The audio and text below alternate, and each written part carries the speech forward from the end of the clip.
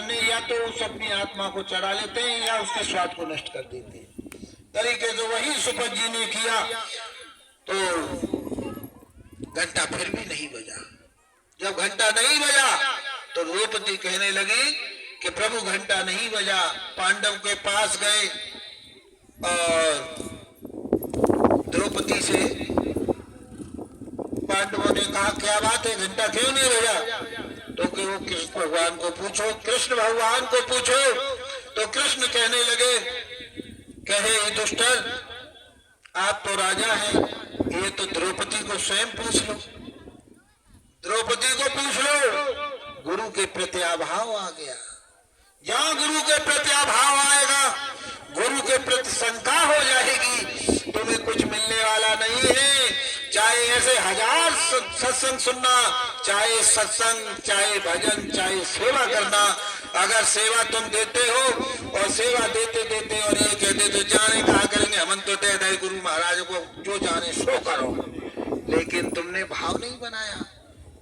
ये दे रहे हो जो भाव बनाओ कि हमारा पैसा उच्च स्थान पर लगेगा, और जब भाव बना लिया तो गुरु तुम्हारे सामने खड़ा है।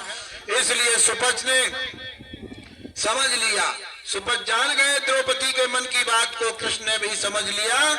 और द्रौपदी कहने लगे प्रभु मुझसे बहुत बड़ी गलती हो गई, मुझे अहम आ गया कि महात्मा जी ने भोजन मिलाया, इसलिए मैंने मन में सोच लिया कि ये है तो वही जाति वही रहे यार, इसलिए अभाव आ गया। कृष्ण को बता दिया और जब बताया तो उन्होंने बात को जब खोल दिया तो गुरु महाराज ने फिर क्षमा कर दिया और पांडवों से कहा बैठो यहाँ, और बैठने के बाद में कहा कि अपने ऊपर चादर डालो और कान में उंगली डाल करके ऊंची आवाज सुनने के लिए कहा।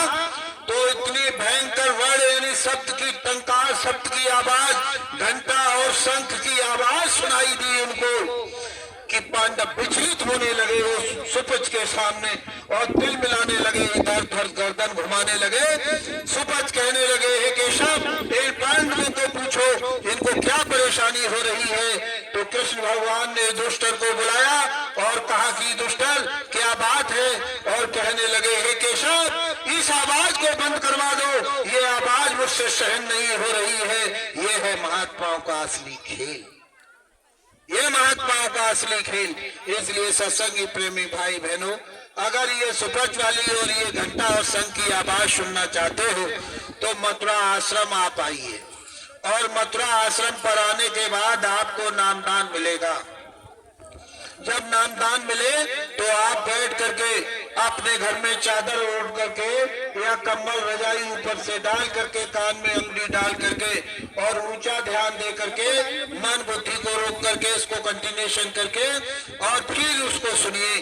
कोई चिड़िया बोल रही है, कोई गाजे बाजे बज रहे हैं, तो धीरे धीरे अभ्यास करते करते आपको कोई चीज सुनाई देने लगे या दिखाई देने लगे तो बताना किसी को नहीं, किसी को नहीं। ये गुरु महाराज की सख्त हिदायत है, किसी को बताना नहीं।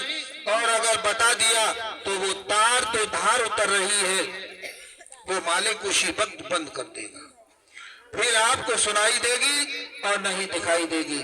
तुम कहो कि अपने पति से कह दे, और तुम पे जब कोई ऐसी यानी आवाज सुनाई देने लगे या यदि मदहोशी में और ऐसी कोई चीज या कोई दिखाई देने लगे तो खुशी में उछल पड़ो और तुम अपने पति से कह दो कि देखो तुमने तो भजन नहीं करो लेकिन हमने आज चीज ऐसी सुनी, लेकिन तुमने वाले तो तुमसे कहा कहो पागल तूने सुनी, काय को भगत ने बनते कोई तुम्हें गाली 100 सुनाएगा और भगत ने को नाम और रख देगा। इसलिए बताना नहीं, ये जैसे सोना छुपा करके रखते हैं इस तरीके से इसको छुपा के रखना है। इसलिए सत्संगी प्रेमी भाई बहनों, सत्संग सेवा और भजन आप अपने अपने घरों में जाकर के अपने अपने नातेदार रिश्तेदार में जहां तक आप आवाज अपनी पहुंचा सकते हो तो धर्म के साथ में अगर खड़े हो और सत्संग सुनते हो तो यह धर्म और अधर्म का युद्ध छिड़ा है। स्वामी जी महाराज का तो कैमरा पड़ा है, जब से सत्संग प्रारंभ हुआ इस मंच पर स्वामी जी महाराज का कैमरा पड़ गया और आप सब कैमरे में इसमें फीड हो रहे हैं।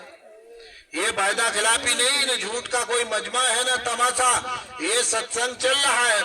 और ये आवाज तुम्हारी यही नहीं है, और ये आवाज तुम्हारी काल भगवान तक पहुंच रही है। काल भगवान भी इसमें विचलित हो रहे हैं, हिल रहे हैं कि सत्संग सुन करके ये भजन करने लगे, और भजन करके इनकी आत्मा और अपने सचखंड अपने आए हुए उस मालिक के देश में पहुंच गई।